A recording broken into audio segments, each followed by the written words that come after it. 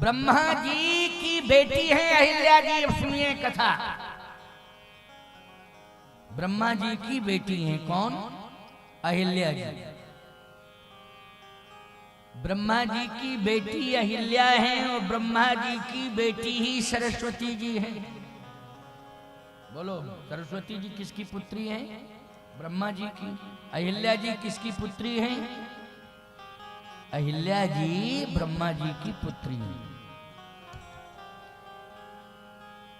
इंद्र चाहता है कि मैं अहिल्या के साथ विवाह करूं। इंद्र मानी देवताओं का राजा, स्वर्ग का अधिपति, स्वर्गाधिपति, ठीक है ना। वो इंद्र कहता है कि मैं विवाह करूंगा किससे? अहिल्या से। लेकिन ब्रह्मा जी तैयार नहीं हुए। ब्रह्मा जी ने कहा नहीं, मैं अपनी बेटी का विवाह इंद्र से नहीं करूंगा। विचारवान श्रोताओं विचार करो, अगर इंद्र के साथ विवाह हो जाता तो जयंत पैदा होता। गौतम ऋषि के साथ विवाह हो गया तो सतानंद जी पैदा हुए, जो जनक के राजपुरोहित बने। अब तुलना करो, जयंत में और सतानंद में जमीन आसमान का अंतर है कि नहीं? बहुत अंतर है, जमीन आसमान का अंतर। इंद्र जनक जी का सम्मान करता है और जनक जी सतानंद जी के चरण प्रक्षालन करते हैं, उनका सम्मान करते हैं, उनको गुरु रूप में स्वीकार करते हैं सतानंद जी महाराज को। बड़ो कितनी बड़ी महिमा है। और इंद्र किसका सम्मान करता है? महाराज जनक का। और जनक जी किसका सम्मान करते हैं? सतानंद जी। इसलिए ब्रह्मा तो ब्रह्मा है, बुद्धि के देवता हैं ब्रह्मा जी। ब्रह्मा जी ने कहा नहीं, मैं अपनी बेटी का विवाह इंद्र के साथ नहीं करूंगा। आजकल के पिता ज्यादातर इंद्र की तलाश करते हैं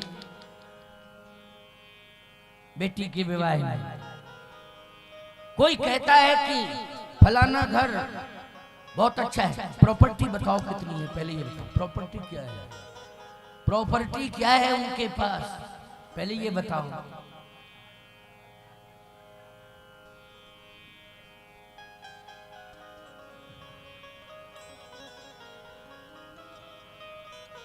हाँ, थोड़ा सा YouTube चैनल की शायद लीड पड़े। कोई बात नहीं, जहां जगह मिल जाए वहां बैठ जाओ, परेशान मत हो, है नहीं, बैठ जाओ। जगह तुम्हारी है, सब कुछ तुम्हारा है, ये जगह तुम्हारी है।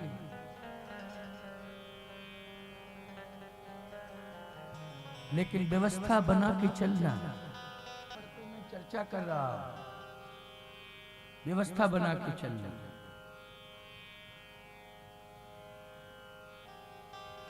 व्यवस्था भंग मत करना, ध्यान रखना, क्योंकि आपकी प्रशंसा हो रही है। और आपको मैंने श्री जानकी जी के चरित्र से जोड़ा है। और जानकी जी की मर्यादा का ध्यान रखना है, क्योंकि आप बिहार की भूमि पर बैठी हैं। ये भूमि बहुत महत्वपूर्ण है। यहाँ का संदेश पूरी दुनिया में जा रहा है। वैसे बहुत समझदार माताएं हैं, जितनी शांति से यहां बैठी हैं, बोलो घर में बैठती हैं इतनी शांति से? बताओ, हैं? जिनका विवाह नहीं हुआ है वो कहते विवाह हो जाए, और जिनका हो गया वो कहते हैं इससे अच्छा होता ही नहीं तो ठीक।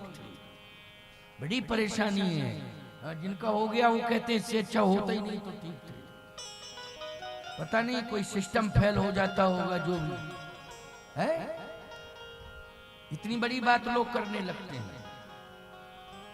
महाराज आप ही अच्छे हो। क्यों, क्या बात है? बहुत अच्छे हो। मैंने कहा बच्चा जब तुम्हारा विवाह नहीं हुआ था तब मैंने कहा था साधु बन जाओ, तो कहते महाराज अब साधु परिवार कौन चलाएगा? हम साधु बन जाएंगे तो हमारा परिवार कौन चलाएगा? जब शादी कर ली तो कहते महाराज अब कोई उपाय हो साधु बनने का तो बताओ। साधुओं को भी झंझट में डालोगे क्या है? मुसीबत खड़ी हो जाएगी कि नहीं हो जाएगी? वो तुरंत आ जाएगी, वो कहेगी बाबा जी कहते हमारे पति को साधु बनाया, जवाब दो। लेने के देने पड़ेंगे, क्यों भाई? इसलिए यहां हमें शांति दिखाई दे रही है। बैठने की बात अलग है कि कोई आगे पीछे हो गया बैठने में, लेकिन बातचीत नहीं कर रही है, ये तो सबसे बड़ी बात है। और यही मंच की सफलता है और यही मर्यादा है। नहीं तो दो देवियां एक साथ शांति से एक स्थान पर नहीं बैठ सकती हैं। लेकिन यहाँ इतनी संख्या में बैठी हैं, ऐसे बैठी जैसे दुकान में संगमरमर की मूर्तियां रखी हैं, न हिल रही, न डुल रही, न बोल रही हैं, मूर्ति की तरह बैठी हैं। यही तो विशेषता है। अब प्रसन्न हो गई महाराज ने, हमने बात सही कही है, क्योंकि शांति तो है। आओ ध्यान से सुनो।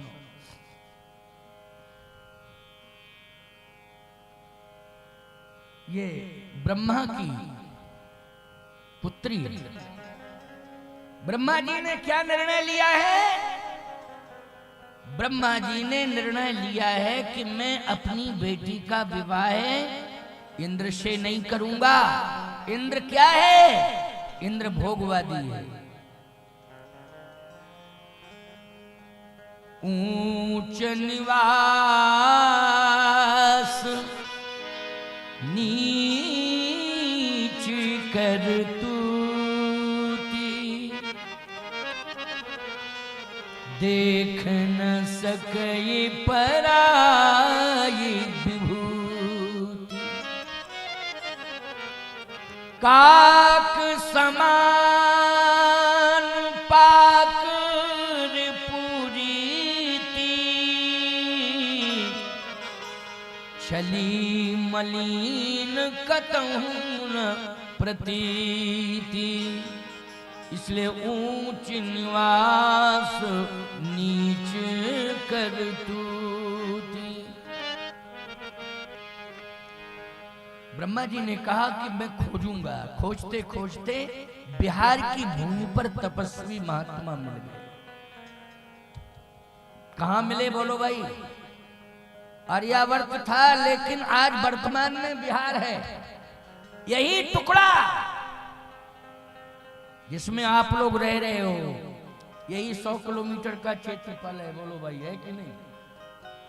गौतम ऋषि का आश्रम यहां से इतना ही होना चाहिए, 50।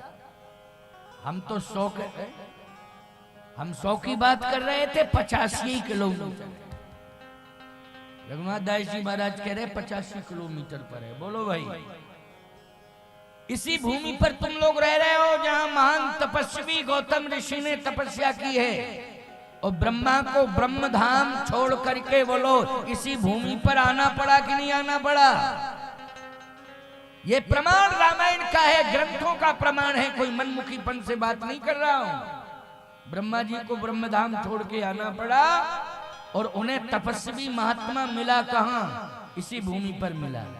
इसलिए इस भूमि पर पहले से ही तपस्वी महात्मा होते रहे। और इसका प्रमाण यह है कि महान तपस्वी श्री मौनी जी महाराज ने भी तप किया है तो इसी भूमि पर किया है। नहीं तो चले जाते हिमालय, उत्तराखंड। बोलो भाई, कोई समस्या नहीं थी, उत्तराखंड की यात्रा कर लेते। नहीं, अयोध्या पास में ही था, अयोध्या चले जाते। लेकिन नहीं, तप कहां किया है उन्होंने? यहीं रहकर इसी भूमि पर। ये पहले से ही तपस्वियों की भूमि है, ऐसा नहीं है। गौतम ऋषि का प्रमाण बोलो मिल रहा है कि नहीं मिल रहा है तुम्हें? गौतम ऋषि का प्रमाण मिल रहा है। गौतम ऋषि तपस्या कर रहे थे और खोजते खोजते ब्रह्मा जी आए, प्रणाम किया और हाथ जोड़ के कहते हैं महाराज मेरी कन्या को स्वीकार कर लीजिए। अरे छोड़ो, हम भजन कर रहे हैं, कहां से तुम आ गए हो? भजन कर रहा हूं मैं, तप कर रहा हूं। ब्रह्मा जी ने कहा आपका तप इतने शिखर पर पहुंच गया है कि ब्रह्मा भी नतमस्तक। क्यों भाई? ब्रह्मा भी आज नतमस्तक है। इसलिए जगत का कल्याण हो जाए। जगत का कल्याण आपके ही द्वारा हो सकता है। अच्छा सही बताओ, अगर गौतम ऋषि की तपस्या महान न होती तो गौतम ऋषि के तप का ही परिणाम है कि सतानंद जी महाराज इतने बड़े तपस्वी, इतने बड़े ज्ञानी विज्ञानी बने कि जनक जी महाराज को भी ज्ञान देने की क्षमता रखते हैं। जबकि जनक जी महाराज की क्षमता क्या है? जनक जी की क्षमता है जासु ज्ञान रवि भवनि सिनासा। जासु ज्ञान रवि भवनि सिनासा। जासु ज्ञान रवि भवनि सिनासा। जासु ज्ञान भवनि सिनासा। बचन किरण कमल विकास। बचन किरण कमल विकास। बचन किरण कमल विकास। बचन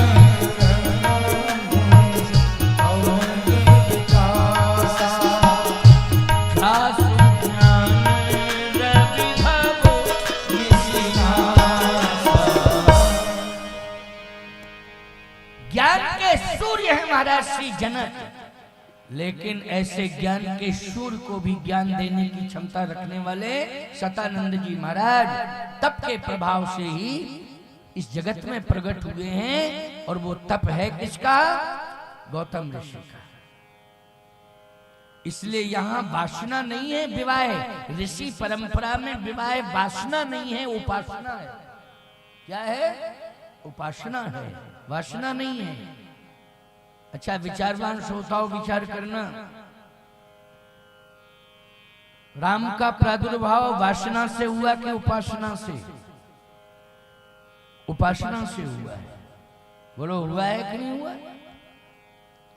इसलिए ऋषि परंपरा में हम सब वैसे ऋषियों की संतान हैं। ऋषि परंपरा में देखा जाए तो वासना नहीं उपासना है।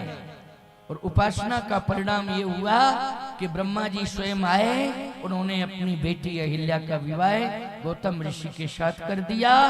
और गौतम ऋषि के तप के प्रभाव से सतानंद जी महाराज का जन्म हुआ। लेकिन इंद्र ऊंच निवास नीच कर तूती, दिमाग में इंद्र रखे रहा इस बात को। उसने कहा कि मैं एक दिन ब्रह्मा से बदला लूंगा और गौतम ऋषि को भी इसका खामियाजा भुगतना पड़ेगा। यानी ब्रह्मा का भी द्रोही बन रहा है और संत गौतम का भी द्रोही बन रहा है। कौन बन रहा है? इंद्र। अच्छा एक बात बताओ भाई, तू इतने बड़े स्वर्ग का अधिपति है, तू कितनी हल्की सोच रख रहा है?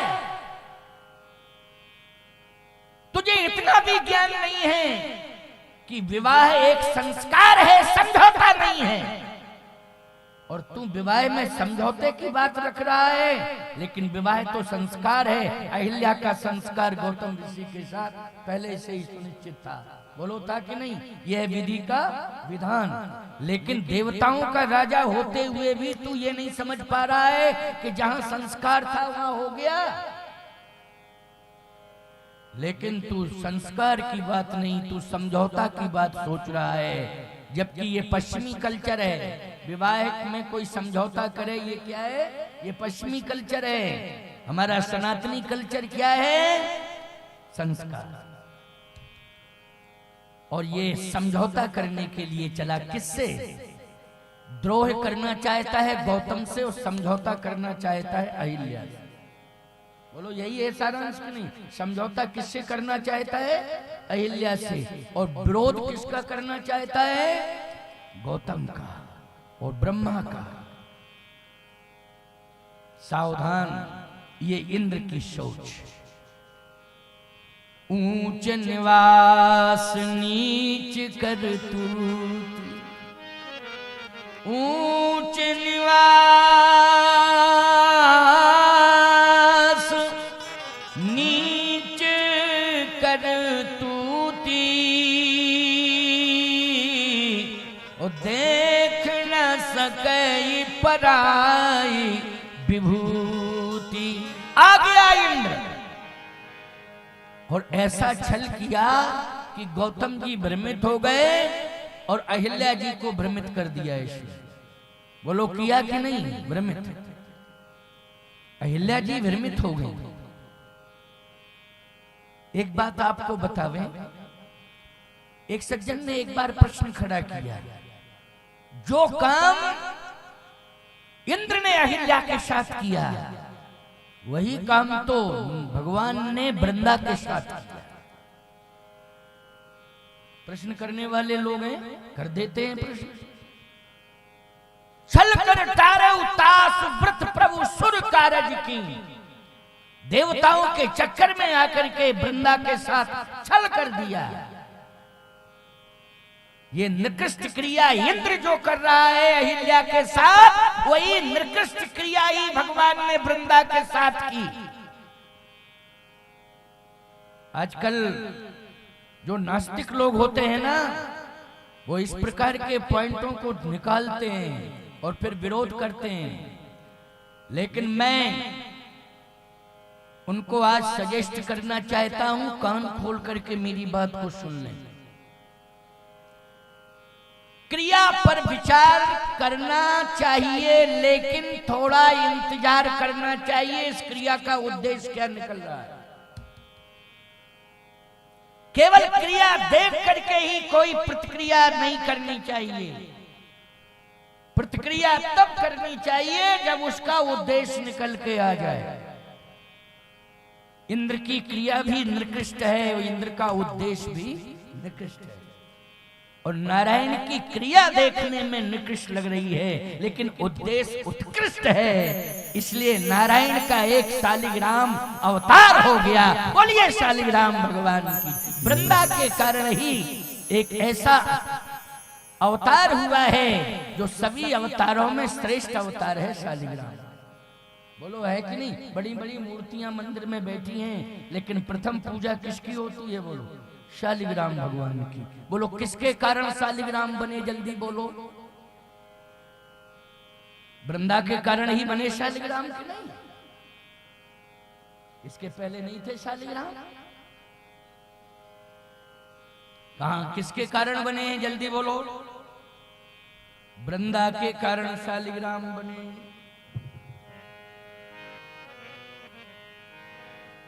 क्रिया निकृष्ट है, लेकिन उद्देश्य उत्कृष्ट है।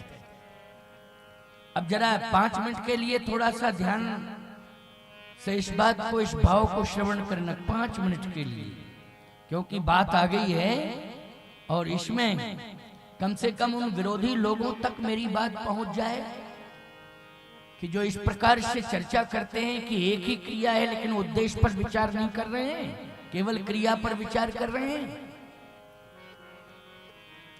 इंद्र को श्राप मिला है और इंद्र रोगी हो गया।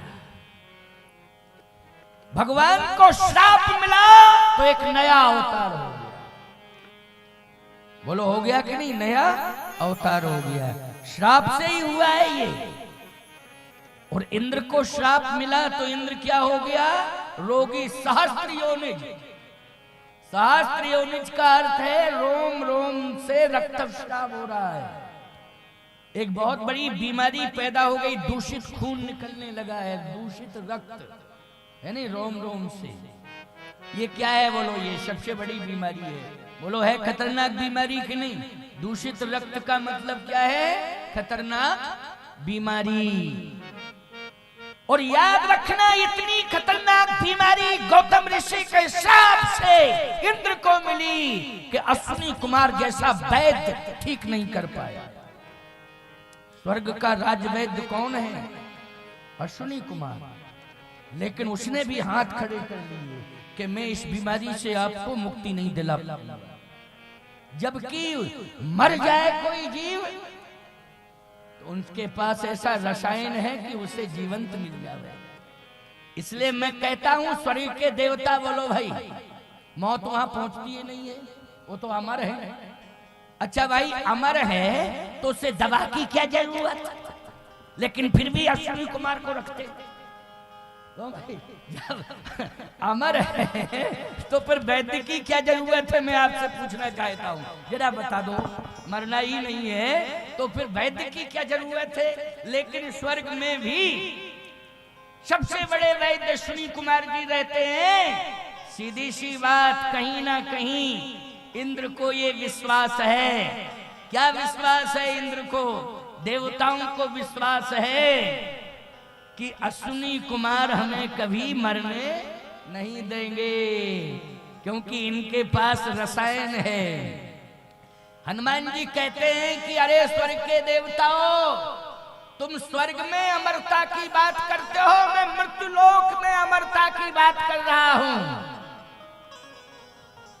इंद्र ने कहा, हनुमान किसके बल पर तुम अमरता की बात कर रहे हो?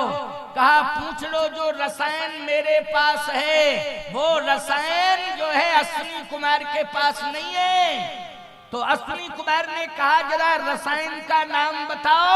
हनुमान जी ने कहा, राम रसायन तुम्हारे पास, सदा रहो रघुपति के राम रसायन है मेरे पास। तेरे पास राम रसायन नहीं है, और सब रसायन हैं, लेकिन राम रसायन अश्विनी कुमार तेरे पास नहीं है। इसलिए सही बताओ, हनुमान जी से बड़ा कोई वैद्य नहीं है, हनुमान जी से बड़ा कोई वैद्य नहीं है। तो आओ प्यारे, ध्यान से मेरी बात को सुनना।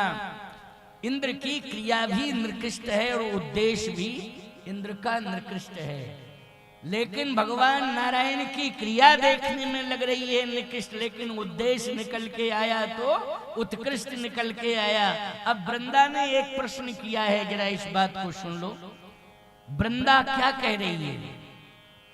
वृंदा कह रही है कि आप धर्म की रक्षा करने के लिए आते हैं। भगवान ने कहा, तो आपने मेरे धर्म की रक्षा तो नहीं की। भगवान ने कहा, कैसे? मेरा पातिव्र धर्म किसने नष्ट किया है? भगवान ने कहा, मैं नहीं। तो आपने मेरे धर्म की रक्षा कहां की? परित्राणाय साधूनाम विनाशाय च दुष्कृताम धर्म संस्थापनार्थाय। आपने मेरे धर्म को नष्ट किया है, तो धर्म की रक्षा आप कहां करते हैं? आप तो धर्म को नष्ट करते हैं। जैसे प्रमाण आपने मेरे धर्म को नष्ट कर दिया। भगवान ने कहा, और बोलो, अभी बोलती चली जाओ, फिर संपूर्ण प्रश्नों का उत्तर हम समेट करके दे देंगे, केवल एक बार में ही दे देंगे। और बोलो। वृंदा ने कहा, बस इतना ही उत्तर, इसका ही उत्तर मुझे चाहिए, इसी प्रश्न का उत्तर दे दो। भगवान ने कहा कि आज मैं दुनिया वालों को यह बता देना चाहता हूं कि कभी कभी परिस्थिति ऐसी आ जाती है कि मुझे धर्म को भी नष्ट करना पड़ता है। वृंदा ने कहा, कैसे? कहा, एक बात बताओ वृंदा, तेरा पति बलवान है कि तेरे पातिव्र धर्म में बल है, कि तेरे पति के पास बल है? जल्दी बोल। वृंदा ने कहा कि मेरे पातिव्र धर्म में बल है। तेरे पति की रक्षा कौन कर रहा है? तेरा पातिव्र धर्म कर रहा है। लेकिन तेरा पति क्या कर रहा है? अधर्म। इसका मतलब तेरा धर्म अधर्म की रक्षा करने में लगा हुआ है। तेरे धर्म ने जलंधर के हृदय में परिवर्तन क्यों नहीं कराया?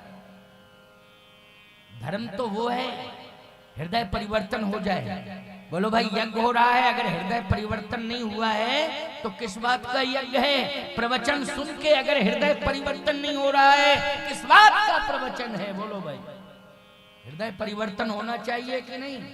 तभी तो प्रवचन सफल है, यज्ञ सफल है, हमारा भजन सफल है, महात्माओं का भजन सफल है, हृदय परिवर्तन हो जाए।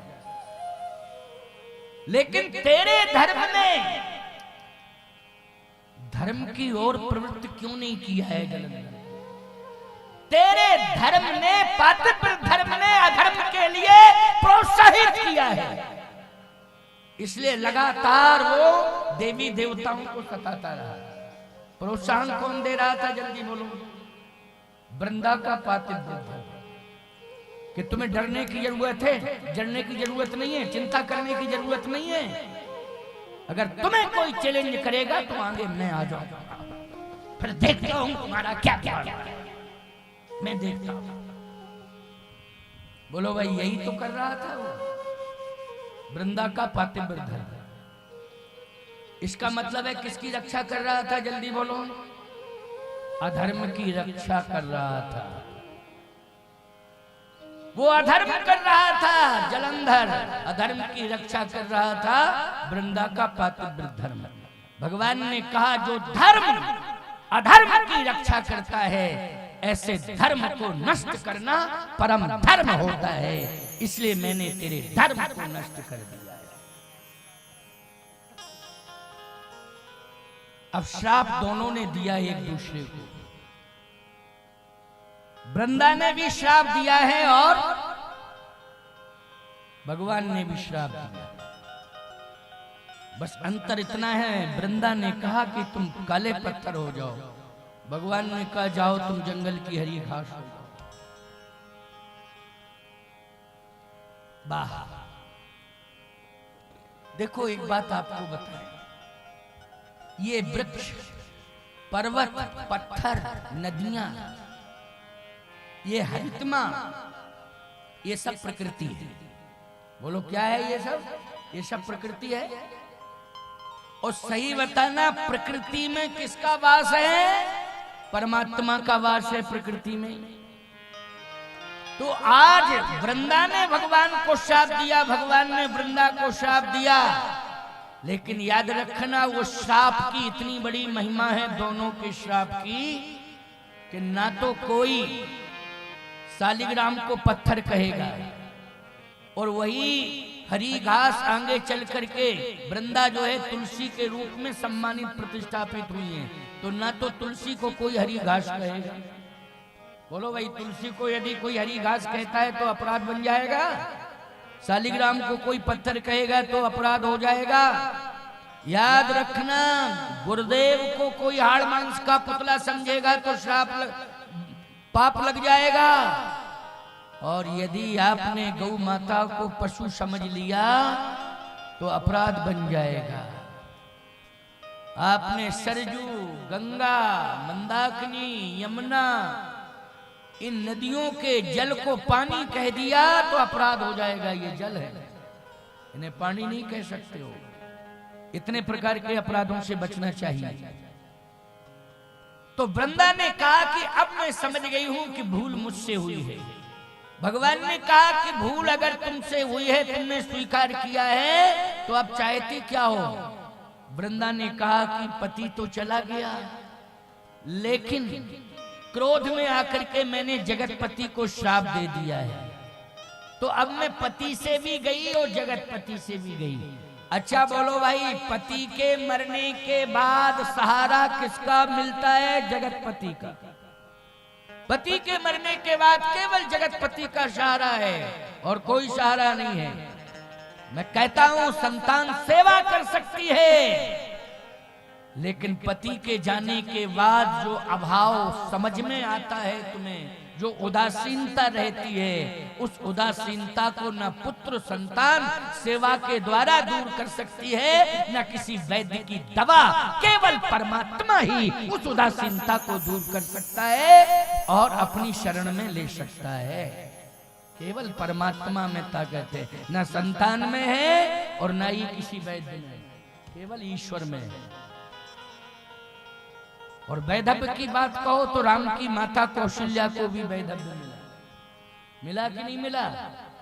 जो भगवान राम की माँ इतनी तपस्विनी है, जिन्होंने ब्रह्म को गोद में खिलाया है, उनको भी वैधव्य मिला है, ऐसी बात नहीं। लेकिन सहारा किसका है? जगतपति का। जगतपति वृंदा ने कहा कि आपको भी तो मैंने श्राप दे दिया। भगवान ने कहा कि तेरे श्राप ने मेरा सम्मान बढ़ाया है, अब मेरा श्राप तेरा सम्मान बढ़ाएगा। तेरे श्राप ने मेरा सम्मान बढ़ाया और मेरा श्राप तेरा सम्मान बढ़ाएगा। याद रखना, अगर मेरा नया अवतार शालिग्राम का तेरे शाप के कारण हुआ है तो मैं दुनिया में किसी का वर्ण नहीं करूंगा, वृंदा तुलसी के रूप में तेरा ही वर्ण करूंगा।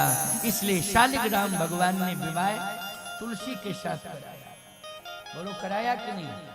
और एक बात बता दें, श्री राम सीता के बिना रह सकते हैं, नारायण लक्ष्मी के बिना रह सकते हैं, कृष्ण राधा के बिना रह सकते हैं, लेकिन तुलसी के बिना शालिग्राम नहीं रह सकते हैं। प्यारे, बिना तुलसी के शालिग्राम नहीं रह सकते हैं। बोलो, इसलिए इतनी प्रीति की प्रगाढ़ता। बोलो, उद्देश्य क्या निकल के आया है? जल्दी बोलो। छल कर तारे उतास प्रभु सुर कारज कीन। उद्देश्य उत्कृष्ट निकल के आया कि नहीं आया है? इसमें कौन तर्क दे सकता है? कौन चैलेंज कर सकता है? खबरदार।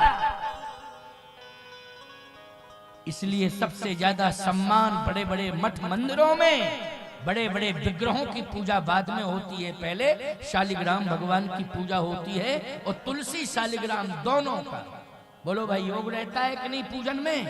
यानी तुलसी नहीं है तो फिर शालिग्राम की पूजा हो ही नहीं सकती है। चाहे आप 56 प्रकार के व्यंजन रख दो और त्रिभुवन की संपत्ति रख दो, लेकिन अगर तुलसी नहीं है तो शालिग्राम भगवान की पूजा नहीं हो सकती है। इसलिए तुलसी शालिग्राम भगवान की आज इस कथा से आपको उद्देश्य उत्कृष्ट है। इसलिए नारायण जो है आज भी यज्ञ वेदी पर सम्मान प्राप्त कर रहे हैं। बोलिए लक्ष्मी नारायण भगवान की। इसलिए लक्ष्मी नारायण महायज्ञ हो रहा है। बोलो, हो रहा है कि हो रहा है? ये सम्मान ही तो है। और सुनिए अहिल्या जी का भाव। इंद्र ने जब छल किया तो गौतम ने श्राप दे दिया, जाओ तुम पत्थर की हो जाओ। इंद्र से कहा कि तू सहस्त्र योनिज हो जा। इंद्र रोगी हो गया और अहिल्या जो है श्राप के कारण क्या हो गई? पत्थर पड़ी। कौन उद्धार करेगा? पति ने श्राप दे दिया, त्याग कर दिया है, उद्धार कौन करेगा? याद रखना, केवल भगवान करेंगे उद्धार, और कोई नहीं कर सकता है। केवल भगवान करेंगे और किसी में क्षमता नहीं है। लेकिन भगवान बिना संत के कृपा नहीं करेंगे। बात आ गई ना वहीं? किसके बिना? संत के। क्योंकि एक संत पति के रूप में मिला, वो तो पत्थर बना के चला गया, आज वो जड़ हो गई, लेकिन चैतन्यता कौन प्रदान कराएगा? बोले बिना संत की कृपा के संभव ही नहीं है। इसलिए गौतम ऋषि के आश्रम में राम जी को कौन ले गए हैं? बोलो भाई, कौन ले गए हैं? गौतम ऋषि के आश्रम में विश्वामित्र जी महाराज ले गए। जा रहे थे मिथिला, क्योंकि वर्णन है धनुष जग सुन रघुकुल नाथा। धनुष जग सुन रघुकुल नाथा, हरस चले पर के साथ, हरस चले पर के साथ। धनुष जग सुन रघुकुल नाथा,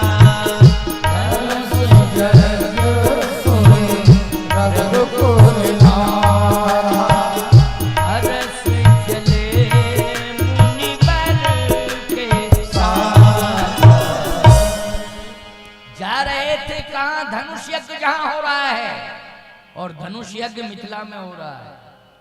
लेकिन पहुंच कहां गए? गौतम ऋषि के आश्रम में। कोई प्रोग्राम नहीं था। बोलो भाई, कोई प्रोग्राम था? धनुष यज्ञ की चर्चा चल रही थी, चल पड़े धनुष यज्ञ के लिए। मिथिला में धनुष यज्ञ हो रहा था। लेकिन गौतम ऋषि का आश्रम देखो, मिथिला जाने में ये आवश्यक नहीं है कि गौतम ऋषि के आश्रम से होते हुए ही मिथिला पहुंचा जा सकता है। मिथिला पहुंचने का एक और मार्ग है, उसमें गौतम ऋषि का आश्रम नहीं मिलेगा और मिथिला पहुंच जाएंगे आप, मिथिला पहुंच जाएंगे। लेकिन गौतम ऋषि का आश्रम जिस मार्ग पर है, उसी मार्ग से विश्वामित्र जी राम जी को ले जा रहे हैं। और जैसे ही वो आश्रम आया तो भगवान ने कहा, अरे इस भूमि में समझ में नहीं आ रहा है मुझे, अशांति क्यों मिल रही है? ये कैसी भूमि है? अभी तक तो यज्ञ के बाद प्रसन्नता थी, लेकिन यह इस भूमि पर आने पर मुझे उदासीनता महसूस क्यों हो रही है? और लिखा भी है गौतमाश्रम, गौतमाश्रम लिखा भी है। तो गौतम ऋषि का ये आश्रम है, लेकिन प्रसन्नता क्यों चली गई? आखिर कारण क्या है? विश्वामित्र जी ने कहा, राम जी एक कारण है, यहाँ घटना घट गई। अब घटना घट गई, इस पर विचार करना है ना। नहीं, लाइट चली गई, तुम घबरा गए ना। लाइट चली गई, घबरा गए, और लाइट आ गई तो प्रसन्न हो गए। देखो भाई, कितनी कैसा बढ़िया उदाहरण है। लाइट चली गई, घबरा गए, लाइट आ गई, प्रसन्न हो गए। इसका मतलब है कि तुम कृत्रिम व्यवस्था के अधीन हो गए। प्रकृति से दूर हो गए हो। कृत्रिम व्यवस्था, ये कृत्रिम व्यवस्था है ना। मैं एक बात कहता हूं, अगर जीवन भर तुम्हें पंखे के नीचे, कूलर, एसी के अंदर रखा जाए